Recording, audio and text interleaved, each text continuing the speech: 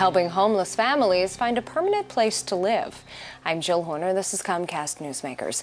With me this hour is Shanna Goldstein, Executive Director of Family Promise of Monmouth County. Thanks for being with us. Hello.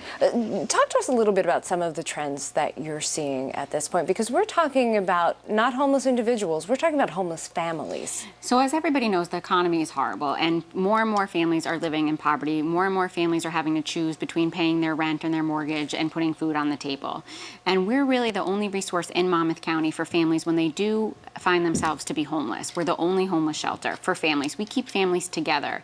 We provide them a safe place to stay and food, but the most important thing that we provide is the emotional support, because when you're homeless, you're so overwhelmed. You don't know where you're going to get your next meal, where you're going to spend the night. And so we're able to help them, understand that there's a lot of resources, and we can hook them up with those resources. But we also just provide that shoulder. We just are like, it's okay. You have a safe place to sleep tonight. You have 3 meals a day. Like, you don't have to worry. That doesn't have to be your main worry, because for the next 90 days while you're at Family Promise, like, that's taken care of. Let's focus on getting you back on your feet, on finding you a permanent place to live, on securing employment, whatever the issue is that led to their homeless situation in the first place, which can be so many different reasons.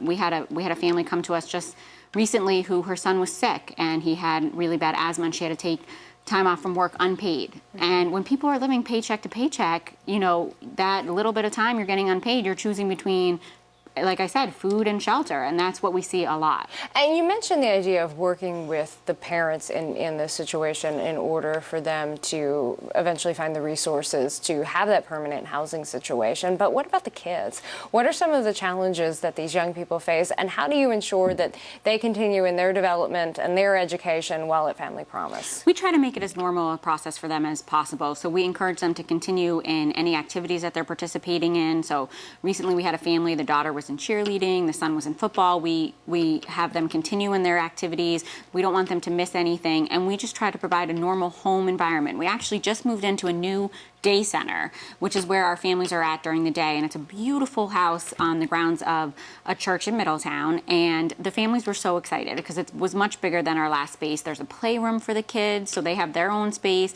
and the adults were really happy because there was a stove and they could now cook their own meals, because for 90 days while they're at Family Promise, everybody's cooking for them, everybody's doing for them, and so they want to be able to take back some independence and cook for themselves. So they were really excited just about the stove to cook, so that it's been really nice to have that, to be in a home, and try to make it as normal as possible for the kids. And you've recently had some success stories. 2 families moved into their own apartments. Right. We had families that were with us. One mom was with us, a single mom with 2 kids, one kid. She was with us for 4 months. While she was with us, she got her certification as a certified nursing assistant, and she was able to secure employment and find a small apartment in Keensburg. And then the other mom was working when she came in and was able to maintain that employment. She had 2 teenage girls who play basketball in Middletown, and they were able to find an apartment, affordable apartment in Middletown.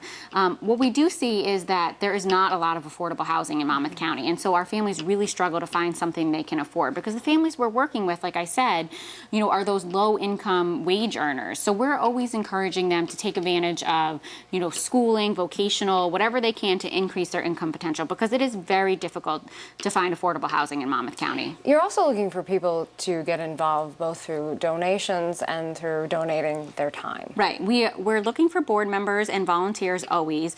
We're a very small agency, and the majority of the people that do the work at Family Promise are volunteers, but we have a very small board, and we do need more board members because we need to raise more money. We need to be able to help these families on a longer term basis. Right now, we can only help them for 90 to 120 days, but some families need a lot more assistance than that. They need to help for 6 months to a year, up to 2 years, but we can't help them with that right now. So we need financial support and board members to help us get that financial support. Thanks so much, Shanna. Thank you. We've been talking with Shanna Goldstein. I'm Jill Horner.